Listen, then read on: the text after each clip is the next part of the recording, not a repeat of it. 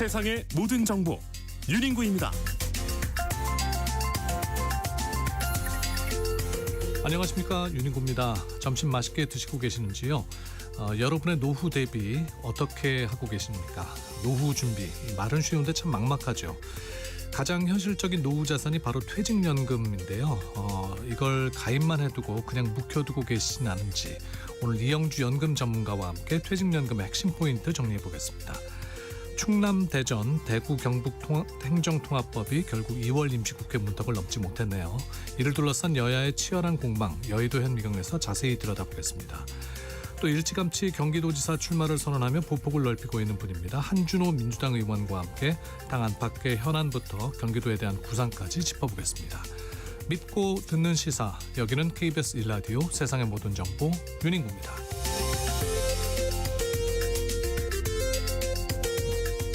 오늘도 갓생 품격 있게 여러분과 함께 하겠습니다. 어느새 한 주의 절반 수요일 오후인데요. 잠시 후에 철학이 있는 수요일 철수야 시간에는 노년기, 나이가 들면서 변하는 성격에 대한 이야기 나눠보겠습니다. 그 전에 여러분의 이야기 좀 듣고 싶은데요. 요즘 나도 모르게 라떼는 말이야, 이런 말 꺼내신 적 있으신지요? 후배에게, 자녀들에게 혹은 혼잣말로도 좋습니다.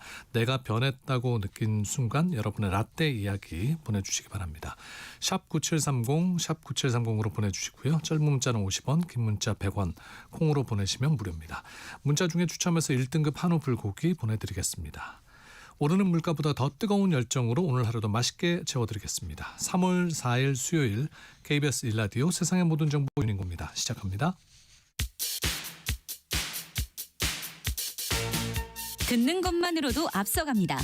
오늘 경제 뉴스의 핵심, 경제 인사이트 픽.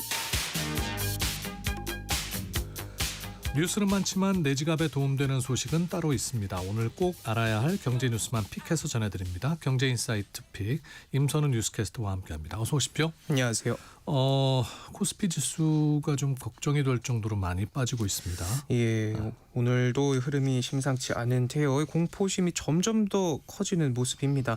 어쨌든 급락한 코스피 오늘은 더 크게 떨어지고 있는데요. 오늘도 장이 열리자마자 다시 또 미끄러졌는데 이틀 연속 매도 사이드카가 발동된 데 이어서 이 급기야 20분간 거래가 중단되는 서킷 브레이커까지도 발동이 됐습니다. 현재 거래가 재개되고도 10% 넘는 하락세 보이면서 5,200선도 깨졌고요. 수급 상황 보면 어제 5조 원 넘게 던진 외국인 오늘도 매도세 이어가고 있고, 국건이 버티던 개인은 오늘도 사자 흐름 이어가고 있습니다. 코스닥도 급락세 보이고 있는데 지금 10% 넘게 빠지고 있거든요. 서킷 브레이커가 두 지수 모두 동시에 발생한 건 2년 전 엔캐리 트레이드 사태 이후 처음인 만큼 변동성이 극에 달한 상황입니다. 네, 현재 5,155.56 보이고 있고요. 이 불안감이 점점 더 커지고 있네요. 네, 각종 지표에서도 공포감이 여실히 드러나고 있는데요. 코스피 200 변동성 지수 V코스피는 코로나 이후 최고치를 찍으면서 사상 처음으로 60선을 넘기더니 현재는 70도 넘어섰습니다. 보통 이 지수는 코스피가 급락할 때 오르거든요. 미국과 이란의 공격이 길어지진 않을까 하는 우려에 불안 심리가 커진 걸로 보이는데 가뜩이나 높은 수준이던 공포지수는 계속해서 천정을 뚫고 올라가고 있습니다. 네, 환율 한번 살펴보겠습니다. 증시뿐만 아니라 환율도 큰 타격을 받고 있죠. 네, 원달러 환율이 한때 1,500원까지도 돌파했는데요. 지금껏 1,500원 고지를 밟았던 적이 IMF 때랑 글로벌 금융위기 그리고 이로부터 17년이 지난 이번 이란 사태 이렇게 딱 3번뿐이거든요. 전면전 우려가 커지면서 달러에 돈이 쏠리고 국제 유가까지 치솟으면서 원화가 직격탄을 맞고 있습니다. 이것도 참 골치 아픈 일인데 최근 고공행진하던 환율을 낮은 유가가 상쇄해주면서 물가 상승이 억제돼 왔지만 지금처럼 유가가 동시에 오르면 물가 역시도 큰 폭으로 오를 수 있는데요. 수입 물가가 더 크게 오르면서 기업의 생산 비용도 높아지고 결국 시차를 두고 소비자 물가 상승으로 직결되게 되는데 멀리 봤을 땐 물가가 흔들리게 되면 한은의 통화 정책 방향도 불확실성이 더 커질 수 있습니다. 네, 이란 공습으로 인해서 이제 증시나 또 환율이 큰 변동을 보이고 있는데 이 때문에 우리 경제가 경기 침체와 물가 상승이 동시에 나타나는 말하는 스태그플레이션에 빠질 수 있다는 경고가 나옵니다. 네, 가뜩이나 경기 회복세도 더딘데 여기에 국제 유가와 환율까지 널뛰면 이 물가가 껑충 뛰면서 성장률을 짓누를 수 있다는 우려가 나오고 있는데요. 가장 큰 부담은 유가입니다. 네. 현대경제연구원의 자료를 보면요, 이번 중동 사태를 비관적으로 전망할 경우에 연평균 유가가 배럴당 $100 안팎까지 오를 수 있다 이렇게 보고 있는데, 이 경우 우리나라 경제 성장률은 0.3%포인트 하락하고 경상수지는 $260억 줄어들 수 있다 봤고요. 소비자 물가 상승률은 1.1%포인트 높아질 것으로 전망됐습니다. 해외 기관의 전망은 더 부정적입니다. 이 시티그룹은 국제 유가가 배럴당 $82를 넘어 장기간 지속되게 되면 우리나라 경제 성장률이 0.45%포인트 하락할 걸로 전망하면서 소비자 물가 상승률은 올해 0.6%포인트, 내년에는 0.12%포인트 오를 걸로 내다봤습니다. 이번 사태로 우리 실물 경제까지도 영향이 불가피하다는 뜻인데, 가뜩이나 상호 관세 무효로 통상 불확실성이 커진 상황에서 길어지는 분쟁과 확전이 오일 쇼크로 이어지는 이 경우의 수까지도 고민해야 하는 셈법이 아주 복잡해졌습니다. 이런 가운데 트럼프 대통령이 또 관세 얘기를 꺼냈어요. 네, 참 가뜩이나 머리 아픈데 트럼프 대통령의 대응이 세계 경제를 더 불안하게 하고 있는 모습인데요.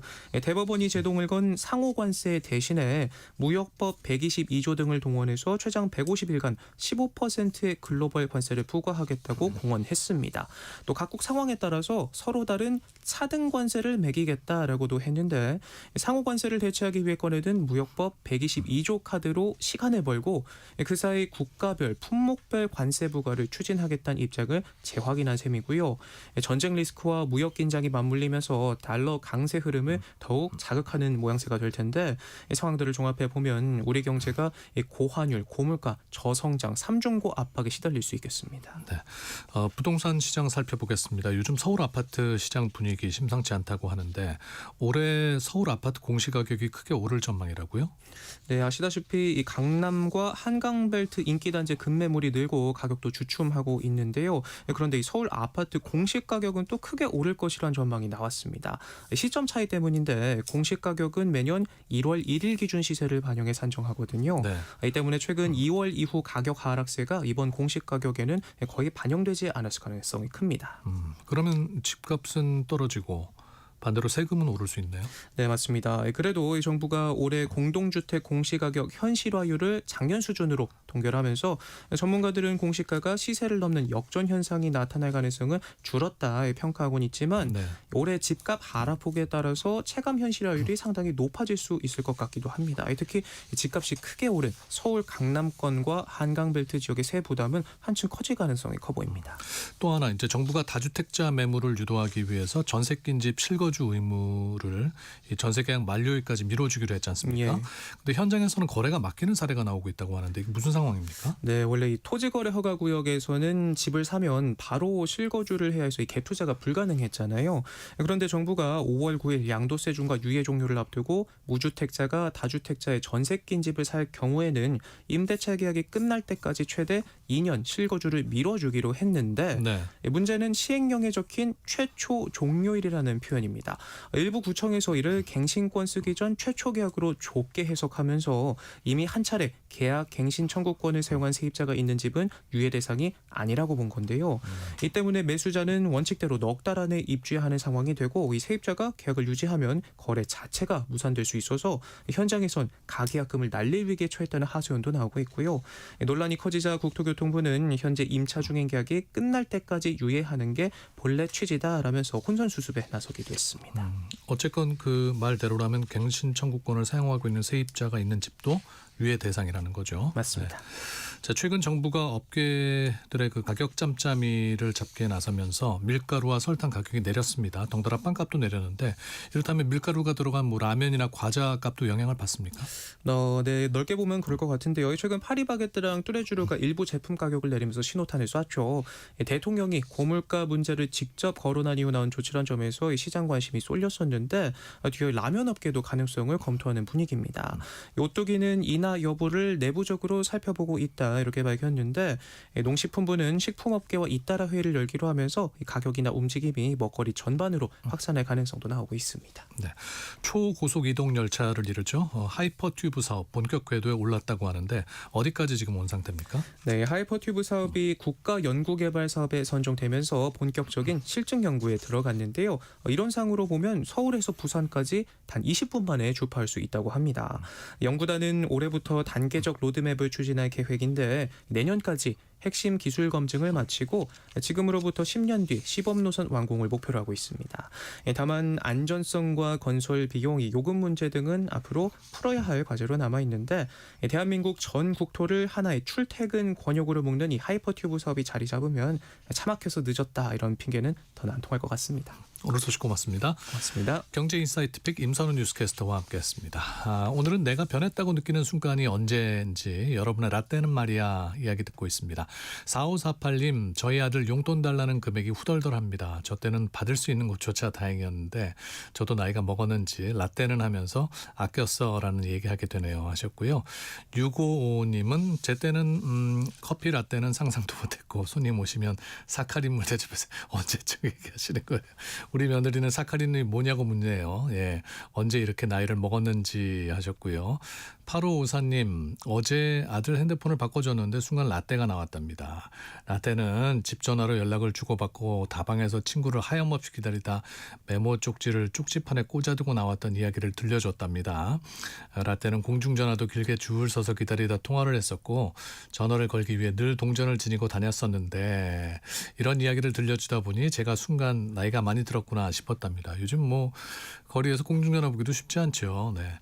1194님 후배들에게 아재 개그를 했는데 반응이 쎄할 때요. 라떼는 선배들 민망하지 말라고 웃는 척이라도 했는데 하셨어요. 네. 요즘은 냉정하더라고요. 네.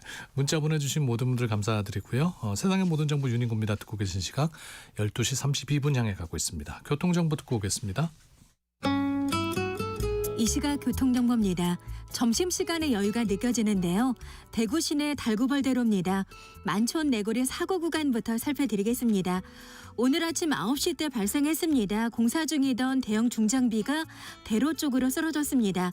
지금도 처리 작업이 계속되고 있는데요. 만촌 내거리에서 범어 내거리 쪽으로 부분 통제되고 있으니까요. 참고해서 운행하시기 바랍니다. 지금은 차가 많지 않아서 큰 교통 혼잡은 없는 상황입니다. 고속도로의 소통 대체로 원활하고요. 경부고속도로는 서울 시구간에서 차량들 속도가 떨어지고 있습니다. 부산 쪽은 한남 나들목에서 반포 쪽으로 지체고요. 서울 방향 양재 부근에서 반포 쪽으로 제속도를 못 내고 있습니다. 서울 시내 지나기도 괜찮으실 텐데요. 밀려도 길지 않은 구간입니다. 강서 쪽으로 가는 길이고요. 두 길 모두 동호대교에서 반포대교 쪽으로 막히고 있는데요. 강변북로 지체는 작업을 하고 있어서입니다. KBS 교통정보센터에서 이현입니다. 오늘보다 더 나은 내일이면 돼. 인생은 복리, 운명은 파티. 손에 잡히는 진짜 경제 97.3%. 여러분의 노후 준비는 안녕하신가요? 저희가 지난번에는 이제 주택연금에 대한 이야기를 해봤었는데 오늘은 노후연금 얘기로 퇴직연금 얘기를 해보려고 합니다. 퇴직연금 이게 방치하면 왜 손해인지 그리고 지금이라도 점검해야 할 포인트는 어떤 것들인지 오늘 이영주 연금박사 상담센터 대표와 이야기 나눠보겠습니다. 대표님 어서 오십시오. 안녕하십니까 이영주입니다. 오랜만에 뵙습니다. 네. 뭐 퇴직연금 이야기는 많이 들었는데 네. 이제 퇴직금하고 보통 이제 혼동해서 네. 헷갈리시는 분들이 많은 것 같아요. 어떤 차이가 있습니까? 사실 예전부터 우리나라가 이제 기업들이 활동하기 시작하면서 평소에 일하다가 모여 있는 퇴직금을 나중에 퇴직할 때 받아가는 제도, 퇴직금 제도가 수십 년 전부터 있었거든요. 근데 이 퇴직금 제도가 일시급으로 받아가다 보니까 노후에 연금으로 써야 되는데 일시금 받아가지고 다 쓰셔버리는. 뭐 잘못 투자했다가 그렇죠. 뭐 이런 경우가 날려버리는 많고. 경우. 네. 그다음 또 하나 문제가 뭐냐면 퇴직금 제도는 기본적으로 회사가 이 사람의 퇴직금을 쌓아두다가 퇴직할 때 주는 것이 아니라 네. 그냥 뭐 나가는 날 그날 있는 돈으로 빼주는 겁니다. 그러다 보니까 회사가 중간에 부도가 나거나 파산하거나 이러면 퇴직금까지 다 까먹는 거죠. 퇴직금을 지급하지 못하는 일들이 벌어졌거든요. 네. 그래서 2005년도부터 퇴직연금 제도가 시행됐습니다. 이 퇴직연금 제도가 시행되는 건 뭐냐면 돈을 회사가 갖고 있지 말고 외부 금융회사에 따로 적립해 놔라. 그래서 이제 사회 적립으로 시작이 됐고요. 나중에 연금 탈 때 일시불로 타지 말고 연금으로 받으면 더 유리하다라는 제도로 퇴직연금 제도가 시행이 됐습니다. 네. 벌써 시행된 지가 20년이 됐죠. 그러네요. 그런데 퇴직연금을 의무화하진 않았어요. 아. 그러니까 기업들이 그럼 뭐 선택할 수 있도록 해준 거죠. 선택을 할 수 있다. 네, 그래서 아직까지도 퇴직금 제도를 유지하고 있는 일반 중소기업들은 많고요. 그다음에 이제 대기업들은 다 퇴직연금 제도로 전환돼 가지고 이렇게 있는데 최근에 이제 이 퇴직금 제도를 좀 이제 종료하고 퇴직연금 제도로 전부 다 바꿔라 이렇게 이제 가이드가 나와서 조만간 이제 의무화될 거라고 생각됩니다. 아, 그러니까 모든 그 퇴직금 제도가 퇴직연금 제도로 바뀐 건 아니군요, 아직은. 그렇죠. 네, 그러니까 기업은 선택할 수 있지만 어쨌든 여러 가지 면에서 종업원들에게는 퇴직연금 제도가 유리하죠. 어쨌건 퇴직연금 제도가 실시됐다는 거는 그만큼 뭐 퇴직금을 떼이거나 네. 한 번에 날릴 그 걱정은 줄어들었다는 얘기네요. 그렇죠. 네, 맞습니다. 네. 근데 요즘 그 퇴직연금 얘기하시면서 뭐 DB형이냐, 네. DC형이냐 이런 얘기들 많이 하시더라고요. 네, 네. 자, 일단 퇴직연금 제도가 시행이 됐거든요. 퇴직연금 제도가 시행이 됐는데 그 안에 DB형, DC형, IRP 이런 제도들이 또 생겼습니다. 네. 이게 뭐냐면 일단 재직 중에는 DB형과 DC형 중에서 퇴직연금 제도를 선택할 수 있어요. 물론 이제 그 회사에서 도입하고 있는 제도에 따라서 선택할 수 있는 것이고 회사가 DB형만 하고 있다 그러면 DB형밖에 안 되는 건데 DB형과 DC형은 뭐가 다르냐면 DB형은 Defined Benefit이라 그래서 받을 금액이 정해져 있습니다. 네. 그래서 기존의 퇴직금 제도와 동일하게 일만 열심히 하면 나중에 퇴직할 때 이제 퇴직연금을 받아갈 수 있는 금액이 정해져 있는 거죠. 그런데 이제 회사가 이렇게 막 모아서 나중에 퇴직할 때 주는 것이 아니라 미리미리 그냥 매년 정산을 해버리는 겁니다. 그래서 종업원들이 받아가서 나중에 직접 운영할 수 있도록 하는 제도가 DC형 퇴직연금 제도예요. 네. 그래서 DC형은 이제 Defined Contribution이라고 해서 확정 기여형이라고 하거든요. 근데 매년 내 퇴직금이 적립이 됩니다. 내 통장에. 그러면 그걸 종업원들이 운용을 해가지고 나중에 더 불려서 연금 받을 수 있는 제도가 이제 DB, DC형. 요 두 가지를 이제 그 본인의 회사의 상황에 따라서 선택하실 수가 있고요. 그렇게 해서 불려놓은 퇴직금을 나중에 퇴직할 때 퇴직금 통장에 받아야 되잖아요. 그때 그냥 일반 계좌에 받으면 다 날리기 때문에 요거를 노후에 연금으로 받을 수 있는 퇴직금 통장 IRP라는 걸 또 만들었습니다. 그래서 나중에 퇴직하실 때 IRP 계좌 번호를 본사에 알려주셔야 돼요. 회사 인사팀에. 그러면 그쪽으로 본인의 퇴직금이 지급돼서 IRP에서 연금 또는 일시금으로 받을 수 있는 거죠. 그 말씀대로라면 지금은 퇴직금을 받을 때 그냥 개인 계좌로 받을 수는 없다는 말씀인 거죠. 아닙니다. 무조건 IRP 계좌. 네, 개인 계좌로 받을 수 있습니다. 개인 계좌를 받을지 IRP 계좌를 받을지 선택할 수 있습니다. 아직까지는. 아, 그래요? 네. 그러니까 그게 의무화되지가 않았기 때문에. 그렇죠. 근데 의무화되면 IRP로 무조건 받아야 되겠죠. 근데 얼핏 들어서는 지금 그 DC형이라고 말씀하시는 확정 기여형 네. 개인이 그 퇴직연금을 좀 운용할 수 있는 네. 그게 좀 이득이 더 되지 않을까 싶은데 어떻습니까? 상황에 따라 약간 다릅니다. 일단 DB형. 그러니까 퇴직금이 정해져 있는 것 같은 경우에는 DB형 퇴직금을 구하는 공식이 뭐냐면 퇴직 직전 3개월 평균 급여 곱하기 근속 연수예요. 네. 자, 그러니까 나는 내 퇴직금을 늘리기 위해서 운용을 할 필요가 없습니다. 퇴직 직전 3개월 평균 급여만 올리면 되는 겁니다. 네. 이 사람이 예를 들어서 30년 근속을 했는데 29년 동안은 월급이 100만 원이었어요. 근데 마지막 퇴직 직전에 월 1,000만 원씩 받았습니다. 그럼 이 사람의 퇴직금은 1,000만 원 곱하기 30년 해서 3억이 되는 거예요. 그러니까 내가 평생에 직장 다니면서 무슨 일을 했고 얼마나 월급 받았는지가 중요하지 않고 최종 3개월의 최종 급여가 3개월이 중요하군요. 중요합니다. 네. 그래서 이제 이런 경우에는 DB형 같은 경우에는 열심히 일하고 승진하면 퇴직금이 올라갑니다. 그런데 DC형은 그렇지 않죠. DC형은 매년 퇴직금을 정산합니다. 1년에 한 달치 월급 정도를 정산받거든요. 네. 그러니까 정산받아서 내 퇴직금 DC형 계좌에 들어오는데 아무것도 안 하고 있으면 불어나지가 않는 거예요. 그럼 예전에 이 신입사원 때 월급 200만 원일 때 뭐 한 20만 원 받았는데 그대로 20만 원 있는 겁니다. 네. 그죠? 그래서 DC형 계좌 같은 경우는 본인이 운용을 해야 되죠. 그래서 만약에 이렇게 일찍 받아서 운용을 잘할 수 있다면 DC형 계좌가 유리합니다. 투자 뭐 주가가 좋아서 뭐 수익이 많이 난다면 좋겠죠. 하지만 내가 열심히 일해서 승진을 많이 하고 월급이 올라간다면 DB형이 유리할 수 있거든요. 그래서 이제 일반적으로 기업체 같은 경우에 임금 피크제 같은 경우를 하는 기업이 있어요. 네. 임금 피크제라는 건 뭐냐면 예를 들면 50세, 55세가 돼서 임금 피크 제일 꼭대기 시점에 오르고 그다음부터 다시 임금이 줄어드는 거거든요. 이런 경우에는 임금 피크 시점이 퇴직 직전 3개월 급여가 제일 높기 때문에 이때 DB에서 DC로 전환하는 게 좋아요. 아, 이렇게 전환도 가능하군요. DBS. 그 회사가 이제 선택하기 나름인데요. 대부분 다 전환이 하도록 돼 있습니다. 그러니까 그게 뭐 개인의 성향과 내가 일하고 있는 직장의 종류에 따라서 그 그렇죠. 선택을 달리할 수 네, 있는 네. 거네요. 회사가 어떤 일을 DC형만 하는지. 하고 있으면 DC형 무조건 해야 되는 것이지만 일반 대기업 같은 경우에는 DB, DC를 다 같이 하고 있기 때문에 이런 경우는 본인 상황에 맞춰서 선택하시면 되겠습니다. 네. 퇴직연금을 원금 보장형으로 그냥 놔두는 분들이 많다고 하는데 네. 이게 안전한 선택인지. 자, 이게 이제 DB형 같은 경우는 아까 말씀드린 대로 내가 운용할 필요가 없기 때문에 나는 그냥 신경 쓸 필요가 없다. 신경 쓸 게 없는데 DC형으로 해서 퇴직금을 다 정산 받고 있거든요, 매년. 근데 통장에 들어옵니다. 그것만 해도 몇 천만 원이 쌓여 있어요. 근데 들어왔으면 운용을 해야 되는데 내가 뭘 할지 모르겠고 또 몇 천만 원씩 운용을 했다가 손실을 볼 수도 있으니까 대부분 다 원리금 보장형 안정적으로만 놔두시는 거거든요. 그러면 DC형 계좌나 뭐 IRP 통장에서 안정적으로만 운용하게 되면 뭐 예금 선택할 수 있습니다. 그러면 한 2%, 3% 내외의 금리 받을 수 있습니다. 자, 그런데 물가 상승률은 매년 4%, 5%씩 오르고 있는데 내 은행의 통장이 퇴직금이 2%, 3%밖에 수익이 안 난다면 결국 내 퇴직금의 이제 그 가치가 떨어지고 있는 거죠. 그러니까요. 그래서 일정 부분 좀 이제 투자를 통해서 수익을 낼 수 있긴 하겠지만 반면에 또 그렇다고 해서 퇴직금을 투자를 했을 경우에는 그 퇴직금 통장에서 펀드나 ETF를 살 수 있거든요. 네. 그런데 뭐 지금도 마찬가지지만 갑자기 내가 사실 운이 좋은지 안 좋은지 엊그제 샀는데 엊그제 샀는데 갑자기 이란에서 전쟁이 터져가지고 오늘 같은 분위기. 오늘 같은 분들이 지금 뭐 이틀 연속으로 한 20%씩 하락하게 되면 예. 퇴직금이 쌓여 있는 1억이 불과 2, 3일 만에 뭐 7천만 원, 8천만 원으로 떨어지는 거죠. 손실을 입을 수 있는. 이럴 수 있기 거네요. 때문에 네. 이걸 충분히 고민해 보시면서 선택을 하실 필요가 있는 거죠. 이게 분명 그럼 DC형의 경우에는 퇴직금에 있어서 수익률 차이가 상당하겠네요. 그럼요. 운용을 잘하시는 분들한테는 네. 퇴직금이 상당히 늘어서 받을 수도 있는 거고.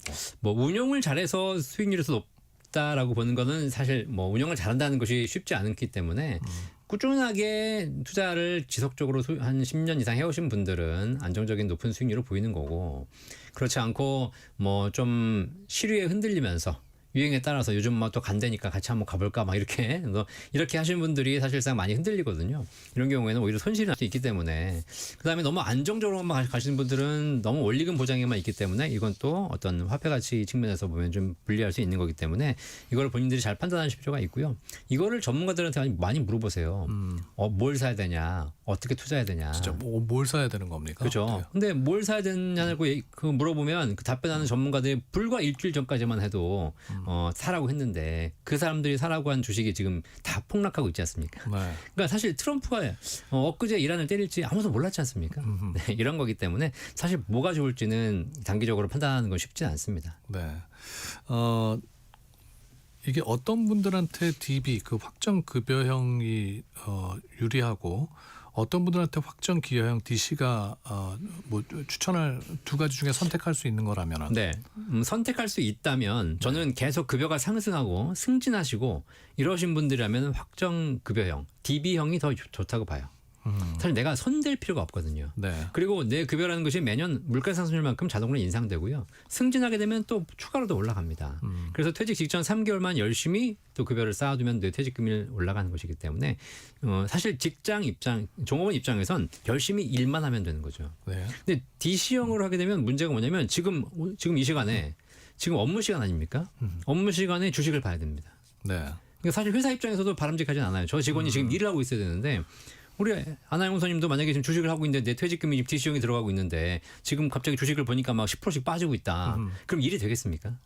마음이 싱숭생숭하겠죠. 그렇죠. 네, 이런 부분에 문제가 있습니다. 그래서 저는 웬만하면 큰 문제가 없다면 DB형을 더 추천드리고 있고요. 그다음에 DC형으로 운영하실 경우에는 조금 더 장기적인 관점에서 운영하실 필요가 있죠. 이 퇴직연금이란 게 중간 인출이 가능합니까? 네, DB형 퇴직연금은 중도 인출은 안 됩니다. 따로 뭐 빼실 수 있는 방법은 없어요. 담보대출 받지 않는 이상. 다만 DC형 퇴직연금을 가지고 계신 분들은 부득이한 사유에 인출할 수 있도록 되어 있습니다. 자기가 필요하다고 뭐 퇴직금 1억인데 그중에 한 1,000만 원만 빼주십시오. 안 되고요. 이건 퇴직금은 노후의 연금 목적으로 한 거니까. 부득이한 사유라고 하게 되면 이런 겁니다. 무주택자가 집을 사는 경우에. 네. 이럴 때 이제 인출할 수 있고요. 그다음에 나 또는 가족이 6개월 이상의 어떤 치료를 요하는 그런 병에 걸렸을 때 아주 부득이한 사유죠. 그다음에 뭐 어떤 뭐 파산이라든가 이런 여러 가지 어려운 사유가 있었을 때만 중도 인출이 가능하고요. 그 외의 사유에는 사실 재직 중에 뺄 수 없습니다. 그러니까 몇 가지 중대 사유에 한해서만 중간 인출이 가능하도록 돼 있다 네. 그런 말씀인데 이게 퇴직연금 받을 때 세금 걱정하시는 분들이 많더라고요. 네.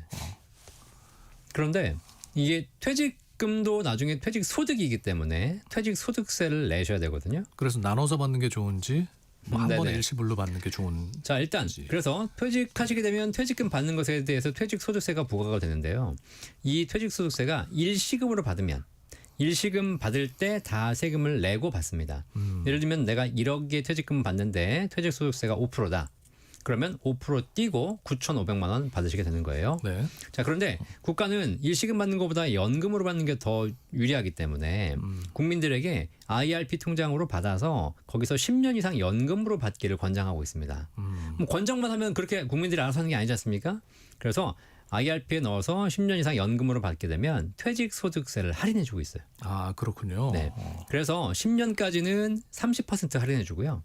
11년 차부터는 40%, 20년 차부터는 50% 할인해 줍니다. 네. 그러니까 세금을 절반 가까이 안 낼 수 있다는 거죠.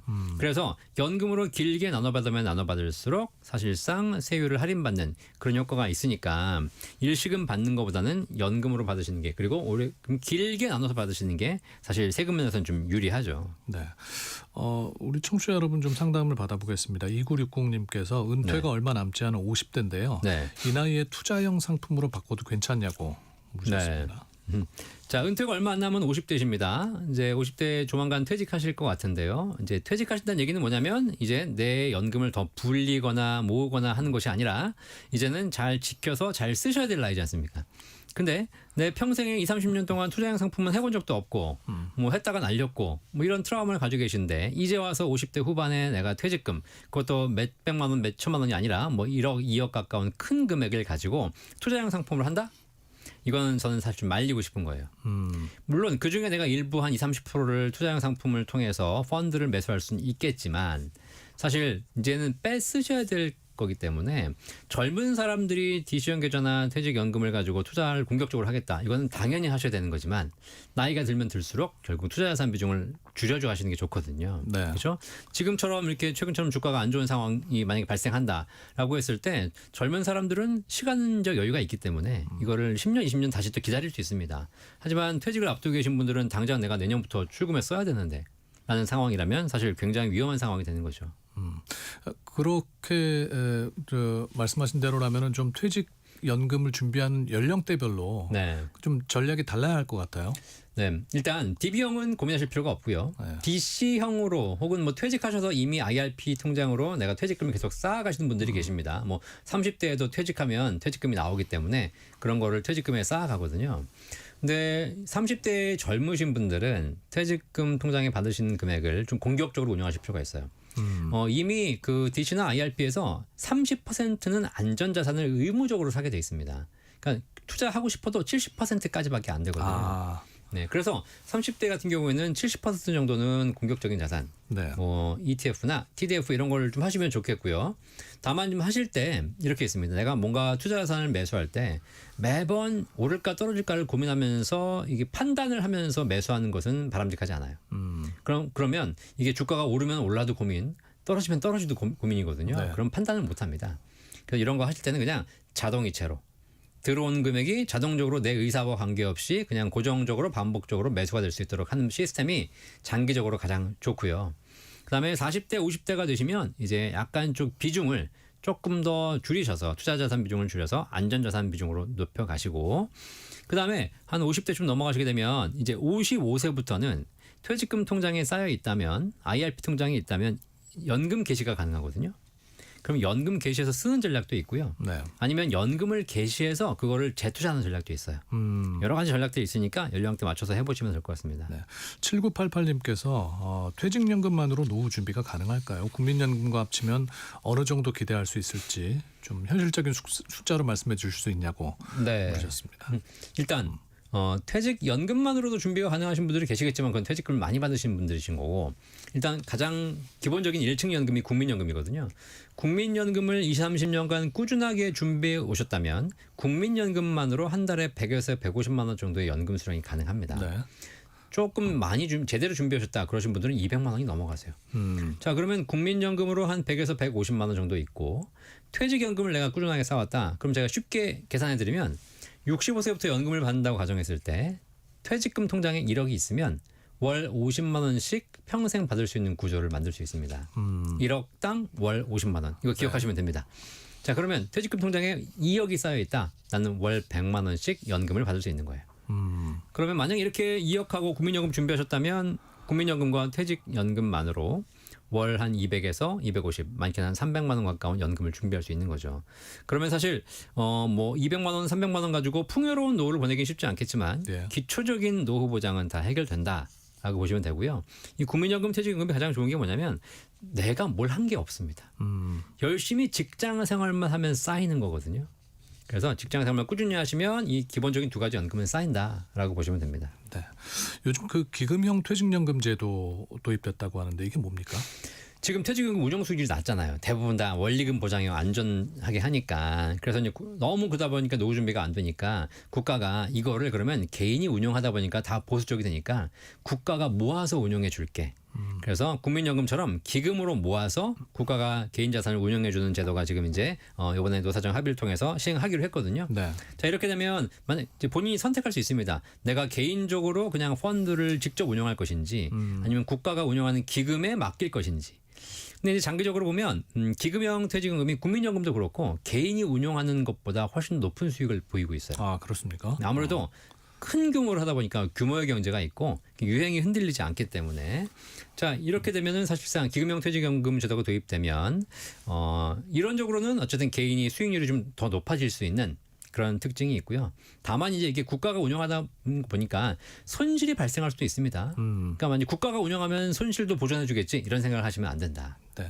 마지막으로 요즘 그 ETF 투자하시는 분들 많아서 퇴직연금 계좌에서도 ETF 운영이 가능하죠? 가능합니다. 네. 네, 가능한데 저는 퇴직연금은 절대로 ETF를 하시면 안 된다. 하지 말라. 라는 주의예요. 예, 왜요? 왜냐하면 이게 연금이라는 것이 장기적으로 준비하는 거잖아요. 내가 단기적으로 뭐 3개월, 6개월 투자하는 것은 ETF가 실시간으로 매수 매도가 가능하거든요. 네. 그러다 보니까 내가 퇴직연금 통장에 있는 돈을 실시간으로 들어가서 사야 됩니다.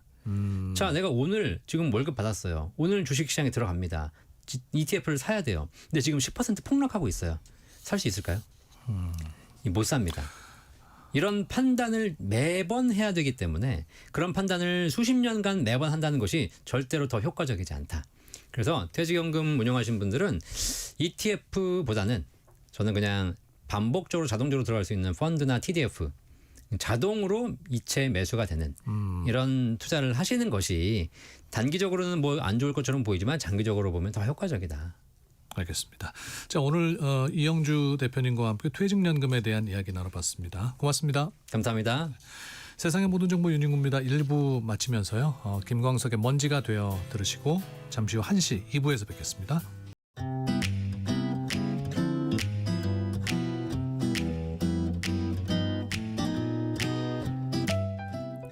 안녕하세요. 바른말 고운말입니다. 속담 구르는 돌은 이끼가 안 낀다라는 말은 부지런하고 꾸준히 노력하는 사람은 침체되지 않고 계속 발전한다는 말입니다. 이와 비슷한 뜻을 가진 속담으로 부지런한 물방아는 얼새도 없다 같은 것도 있습니다.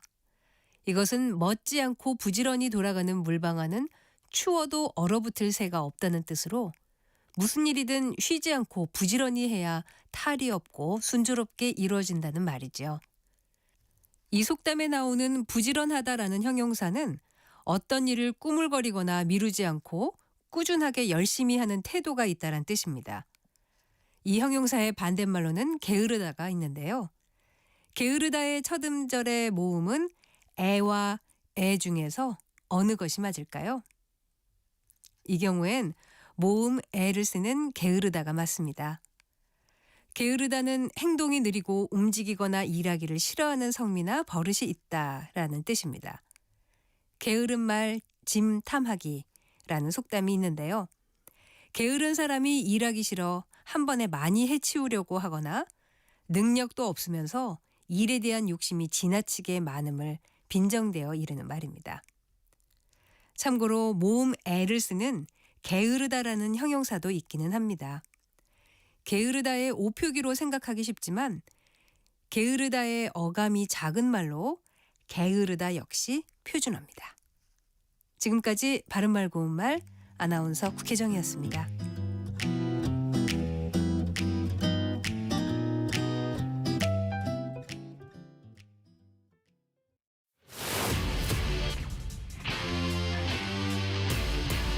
토론에 정답은 없습니다. 토론이 세상을 바꿀 수도 없습니다. 하지만 질문은 새로운 세상을 만들 수 있습니다. 질문으로 올바른 세상을 만드는 첫걸음. 평일 저녁 7시 20분 KBS 열린 토론.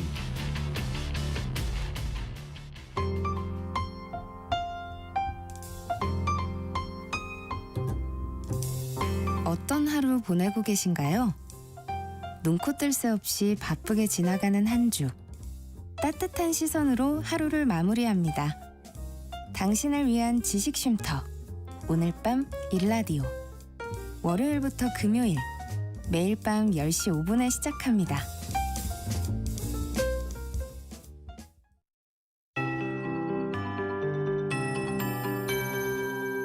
KBS 58분 날씨.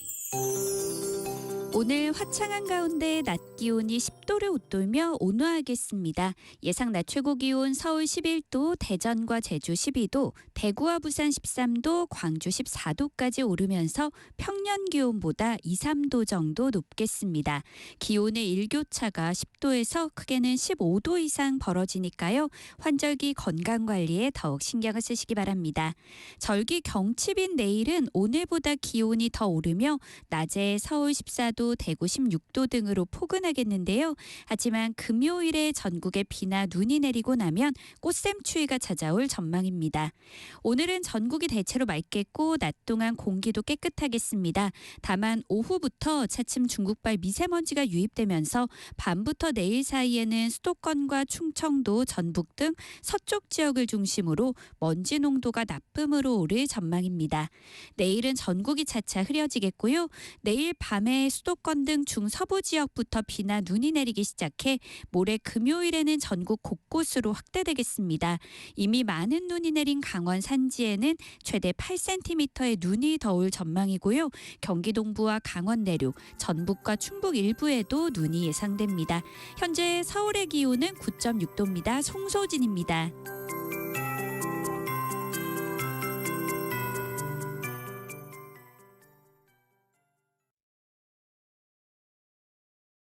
정성을 다하는 국민의 방송 KBS가 한시를 알려드립니다.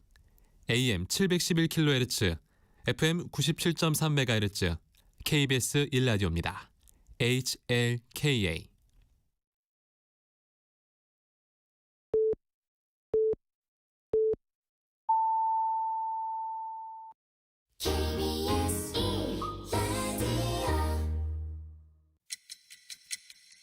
듣는 것만으로도 앞서갑니다.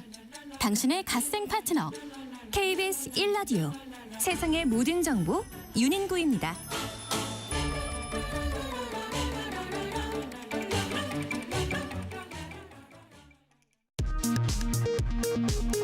이 시각 라디오 정보센터 뉴스입니다. 미국과 이란의 전쟁 여파로 코스피가 폭락하면서 오늘 오전 20분간 거래를 중단하는 서킷 브레이커 1단계가 발동됐습니다. 앞서 코스닥도 폭락하면서 서킷 브레이커 1단계가 발동했습니다. 이란이 사망한 최고 지도자 하메네이 후계자로 그의 차남 모즈타바 하메네이를 선출할 것으로 알려진 가운데 미국과 이스라엘이 차기 최고 지도자를 선출하는 전문가 회의 청사를 폭격했습니다. 이란은 후르무즈 해협에서 최소 10척의 선박이 미사일 공격으로 불탔다고 주장했습니다. 트럼프 미국 대통령이 이란 군사작전 수행을 위한 미국의 탄약 비축량이 사상 최고라며 전쟁을 영원히 수행할 수 있다고 주장했습니다. 정부가 현재 국내 석유와 가스 비축량이 충분해 단기 수급에는 문제가 없다고 국회에 보고했습니다. 정부에 따르면 현재 석유는 민관을 합쳐 1억 9천만 배럴, 가스는 9일분 정도가 비축돼 있습니다. 올해 전국 초등학교 입학생 수가 29만 8천여 명으로 사상 처음 30만 명대 아래로 떨어졌습니다. 신입생 없는 학교도 5년 만에 70% 증가했습니다.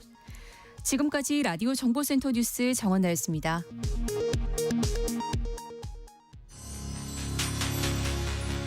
일상의 깊이를 더합니다. 당신을 위한 프리미엄 인사이트. KBS 1라디오. 세상의 모든 정보 윤인구입니다. 2부 시작합니다. 정치권은 오늘도 시끌시끌하죠. 대전, 충남, 대구, 경북 행정통합법을 둘러싼 여야의 치열한 공방, 여의도 현미경에서 짚어보고요. 경기도지사 출마를 선언하고 행보를 이어가고 있는 한준호 민주당 의원과 당 안팎의 현안, 그리고 경기도에 대한 구상까지 들어보겠습니다. 오늘은 철학이 있는 수요일 철수야가 있는 날입니다. 따뜻한 봄날, 나이듦에 대한 생각해보는 시간 가져보도록 하죠. 2부 본격적으로 시작합니다. 뉴스 너머의 맥락, 정치판의 핵심을 포착한다. 여의도 현미경. 매일매일 차고 넘치는 정치권 이슈의 숨은 맥락 짚어드립니다. 여의도 현미경, 오늘 김수민 평론가, 박성희 시사저널 기자 나오셨습니다. 어서 오십시오. 안녕하세요. 대구 경북 행정통합 어떻게 되는 겁니까? 임시국회는 끝났죠, 어제로? 네, 맞습니다. 어제가 이제 2월 임시국회 마지막 날이었는데요. 국민의힘이 요구했던 이 대구 경북 행정통합법 결국은 통과되지 못했습니다.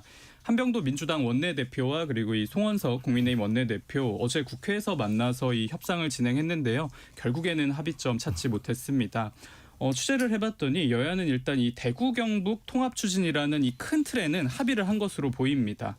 그런데 문제는 이 대구 경북 통합의 변수로 이 대전 충남 통합이 떠올랐다는 건데요. 국민의힘이 당론으로 이 충남 대전 통합에 이 찬성해야 대구 경북 통합 논의를 위한 이 법사위 그리고 본회의를 열겠다는 게 민주당의 현재 입장입니다. 소위 이 전 지역 패키지 통합에 나서자는 건데요. 하지만 국민의힘은 당론으로는 추진이 좀 어렵다는 입장입니다. 아무래도 이 김태흠 충남도지사와 그리고 이장우 대전시장 등 이 지역 단체장들이 모두 반대를 하고 있어서 당론으로 찬성할 수는 없다는 겁니다. 결국 여야 입장 간극 좁히지 못하면서 2월에는 이 전남 광주만이 이 행정 통합에 성공했습니다. 네.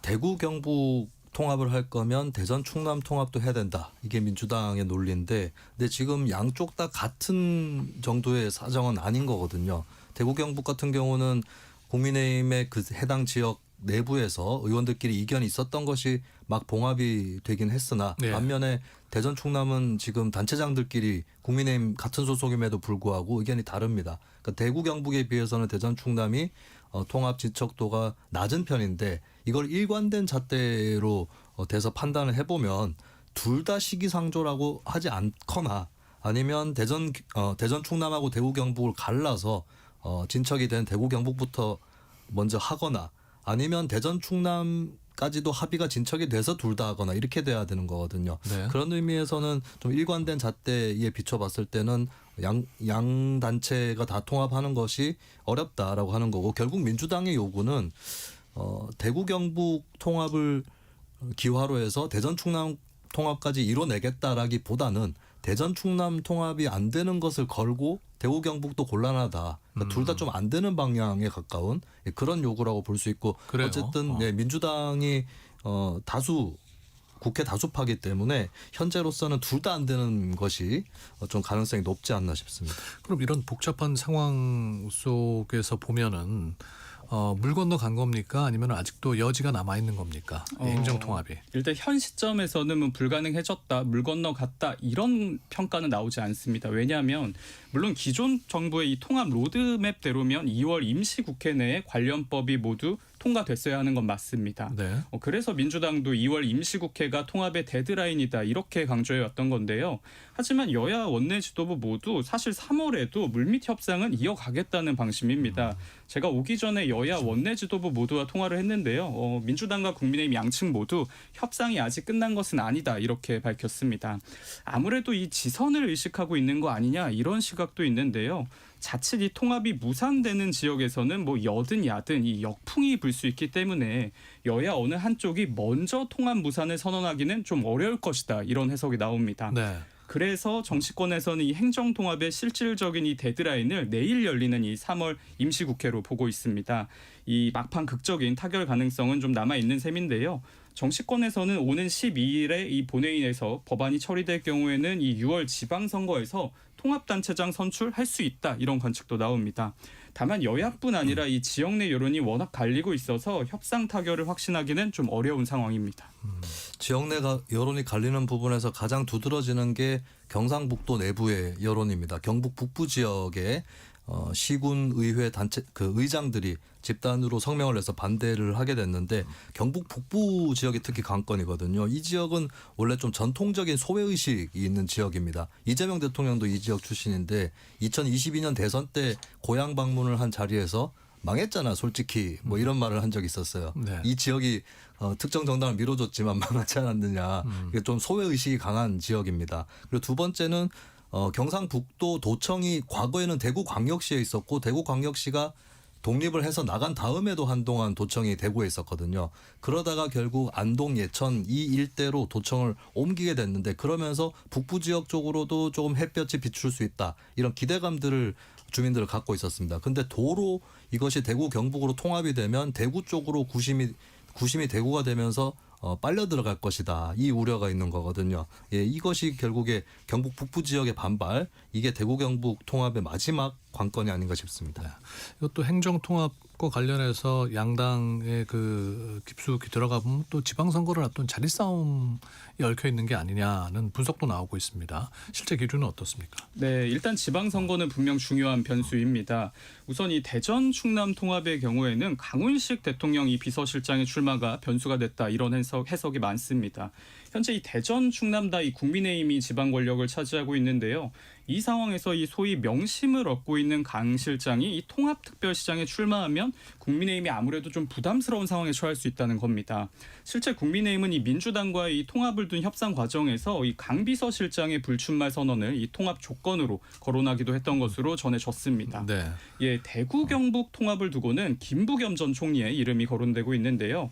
김 전 총리는 2022년 총선에서 이 대구 수성갑에서 당선된 바 있습니다.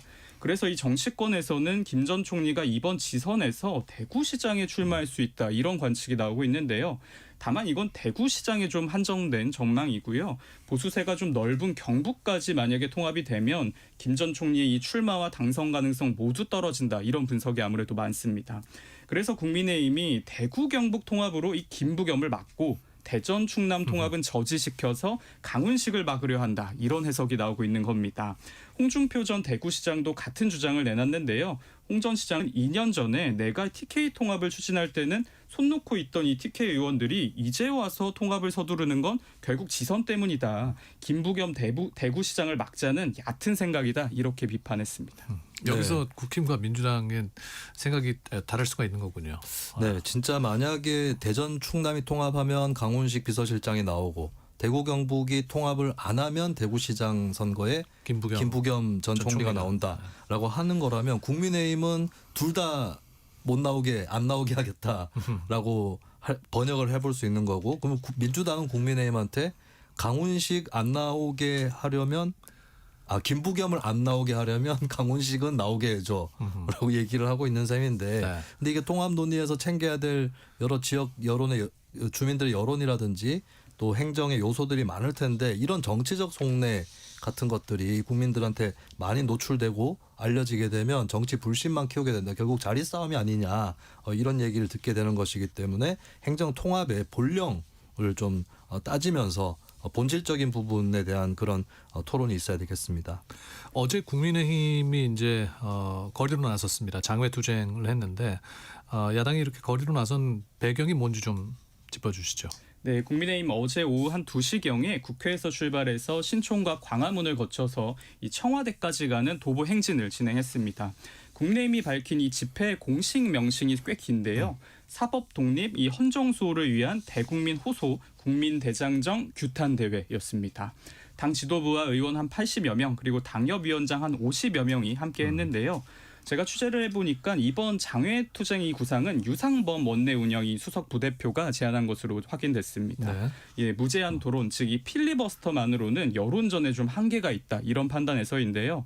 장동혁 국민의힘 대표는 어제 출정식에서 이재명 정권이 이 기어이 가지 말아야 할 길로 가고 있다. 이 대통령에게 사법 3법에 대한 이 거부권 행사를 촉구한다 이렇게 밝혔습니다. 어떻게 보셨어요? 네, 일단 국민의힘이 여러 가지 카드를 썼거든요. 장동혁 대표도 그렇고. 근데 카드를 쓸 때마다 뭐 당 내에서는 반응이 좋은 쪽이 다수였는데, 근데 문제는 뭐 그때마다 정면 돌파다 뭐 이런 얘기도 나왔거든요. 근데 계속해서 문제는 정면 돌파를 하고 또 돌파하고 또 돌파를 해야 되는 그런 상황이다. 그러니까 지금 종합을 해봐도 지금까지 장동혁 대표가 했던 것만 보더라도 24시간 필리버스터 한 적이 있었고 단식 농성 한 적이 있었죠. 예. 그리고 조건부 재신임 선언 당내에 던진 적이 있습니다. 그리고 최근에는 이재명 대통령과 부동산 공방 벌이면서 뭐 주택 처분에 대한 그런 논쟁도 오고 갔는데 이렇게 계속해서 카드를 내도 또 카드를 내야 되는 그런 상황이 펼쳐지고 있는 거고, 사실 어떻게 보면 필리버스터를 통해서 국회 본회의에서 사법 3법을 반대하기 전에 오히려 장외투쟁을 해서 에너지를 모아서 필리버스터를 하는 방법도 있거든요. 근데 워낙 여러 가지 이슈들에서 싸움이 벌어지고 전선이 펼쳐지고 있기 때문에 이런 것들을 차례차례 막 좀 버겁게 급박하게 소화를 하다 보니까 계속해서 추가적인 뭐 새로운 수가 나와야 되는 그런 상황이 또 처해져 있는 것 같습니다.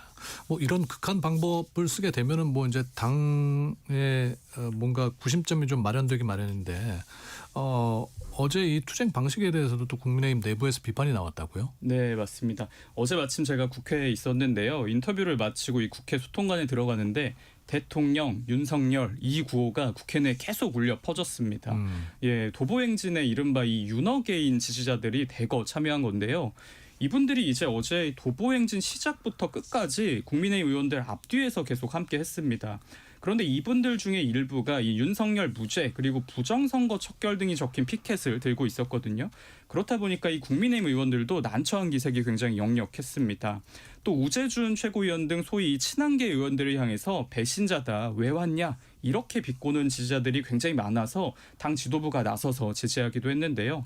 사실 또 집회 신고를 하지 않은 점도 논란이 되기도 했습니다. 집회를 하려면 48시간 전에 경찰에 신고를 해야 하는데 국민의힘이 따로 신고를 하지 않은 겁니다. 이렇게 되면 이 피켓을 들거나 이 구호를 외치는 행위 모두 불법이 되는데요. 결국 국민의힘은 아무런 구호를 외치지 않는 이 침묵 시위 방식으로 어제 도보행진을 진행했습니다. 이 탓에 이 집회에 참여했던 지지자들 중에 왜 이거를 신고하지 않았냐 이렇게 항의하는 분들도 실제 있었는데요. 사실 근데 이 야당이 집회 경험이 굉장히 많은데 집회 신고를 하지 않는 경우는 굉장히 이례적입니다. 예, 그렇다 보니까 일각에선 이거 단순 행정 실수가 아닌 거 아니냐 이런 의심도 나오고 있는데요. 윤어게인 구호가 퍼지면 아무래도 이 사법개혁 저지라는 이 본 취지가 흐려질 수 있으니까 당이 사실 고의적으로 집회 신고를 안 한 거 아니냐 이런 시각입니다.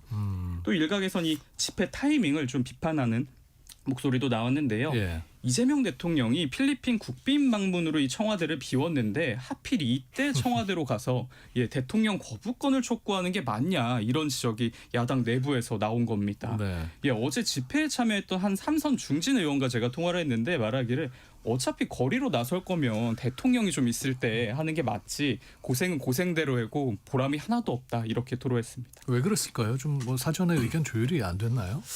이 부분은 글쎄요, 취재 기자인 박성희 기자도 어떻게 된 사정인지는 확실하게 모를 정도면, 근데 어느 쪽으로든 밖에 얘기하기는 어려울 것 같아요. 국민의 입장에서 행정상의 실수였다면 그것은 부끄러운 일인 것이고 행여나 누가 끼어들어가지고 막 옆에서 윤어게인 이런 구호를 외치게 되면 또 낭패를 보는 거기 때문에 그러니까 두 가지 다 밝히기에는 좀 힘든 그런 사실이 되겠고 그런 의미에서 뭐 종합적으로 국민의힘의 좀 난맥상이 보이는 것 같습니다. 그러니까 집회를 할 때는 지나가던 사람들이라든지 매체를 통해서 접한 사람들이 이것이 무슨 집회다라고 하는 이게 명확하게 전달이 돼야 되는데 아마 길거리에서 보신 분들도 뭐 때문에 혹시 뭐 윤석열 전 대통령 문제인가 라거나 뭐 다른 사안을 또 생각한다거나 또 당내에서 그러게요. 요즘에 내분이 심하다던데 그걸 극복하려고 그러나 이런 생각이 들게 되는 거거든요. 근데 사실 장동혁 대표는 판사 출신입니다. 사법 3법 반대 이런 데서 원래 출신 직업만 본다면 그 상징성이 있는 것인데 현재는 또 그런 이미지는 아닌 거거든요. 그런 의미에서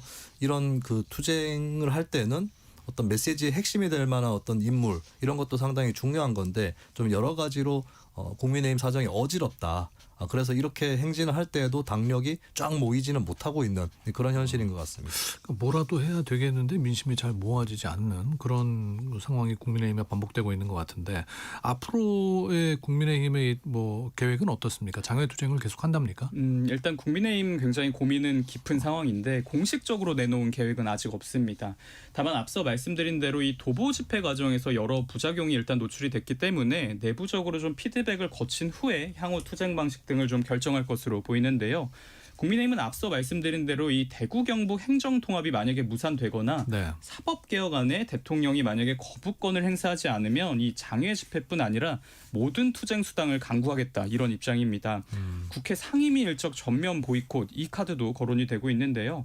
관련해서 여당은 국민의힘이 민생을 외면하고 정쟁만 유발하려 한다 이렇게 비판하고 있습니다.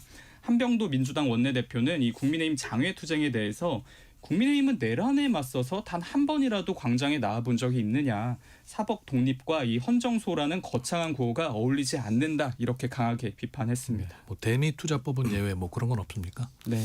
그런 말도 없습니다. 아직은 없습니다. 일단은 뭐 국민의힘에서 대미투자특별법 처리를 위한 특별위원회 활동은 참여를 하겠다라고 오늘 밝혔거든요. 그렇기 때문에 3월 12일에 국회 본회의에서 이 법은 통과가 될 것인데 이제 사법 3법에 대한 이 논란이 있기 때문에 대통령 거부권 행사 때까지는 계속 좀 강경한 요구를 할 것 같습니다만 근데 그렇지 않고 대통령의 거부권을 행사하지 않을 가능성이 뭐 거의 100%에 가깝고 그렇게 되면은 그 법이 공포가 되는 대로 결국 지방선거 국면으로 접어들 수밖에 없을 것으로 보입니다. 예전 어디가 야당을 하든지 간에 투쟁을 하다가도 결국 선거 국면이 다가오게 되면 선거로 심판합시다라고 구호를 바꾸게 되거든요. 아마 국민의힘 또 그 경로로 갈 가능성이 높습니다. 네. 정치브리핑 여의도 현미경 박성희 시사저널 기자 김수민 시사평론가와 함께했습니다. 고맙습니다. 감사합니다. 넘치는 정보 속 필승 전략.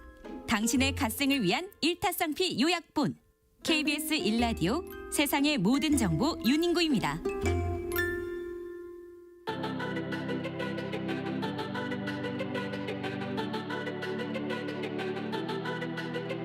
2016 지방선거 정밀 타격 인터뷰 일꾼의 자격.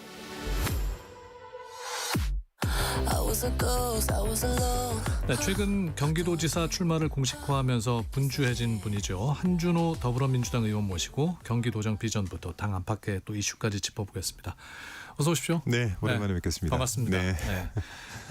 이제 경기도지사 출사표를 일찌감치 던지셨는데 내가 이제 경기도지사가 돼야 하는 이유에 대해서 좀 말씀 부탁드릴게요. 뭐 사실 이제 그 중앙정부 그러니까 정권이 만들어지고 나면 중앙정부에서는 이제 설계를 하고 되게 이것을 완성하는 게 지방정부거든요. 네.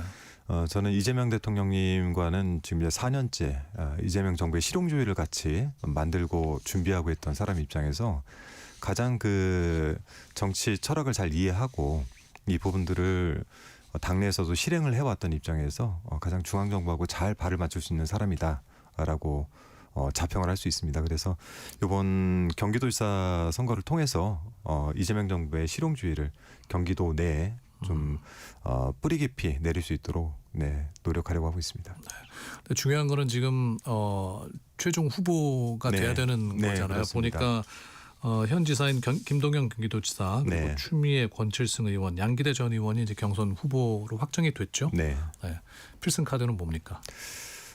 제가 가지고 있는 가장 그 큰 장점은 사실 경기도가 31개 시군의 1,400만 인구이기 때문에 기존에도 경기도지사들이 되게 40, 50대들이 당선이 많이 돼 왔고 네. 저는 특히 어려서부터 경기도에 오랜 기간 동안 살아왔던 진짜 경기도민이기도 하고요.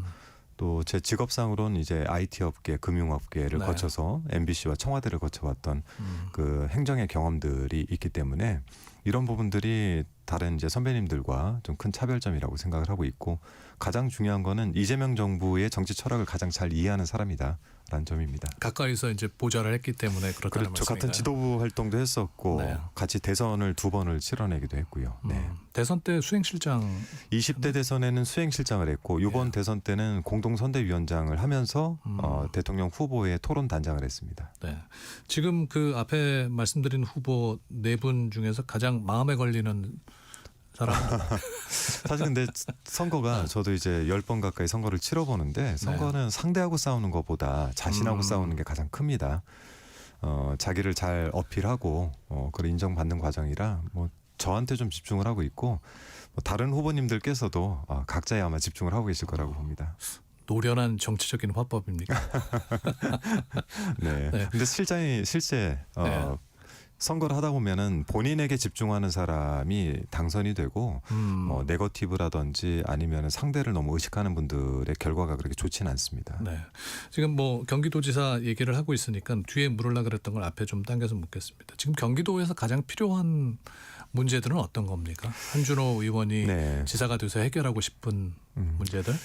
그 근본적인 문제가 있고요. 그리고 지난 이제 4년간의 도정을 봤을 때 문제점들이 있을 수 있는데 근본적인 문제는 경기도는 수도권 규제부터 시작해서 뭐 군사 제한 구역 등 보통 3중 4중 규제에 처해 있습니다.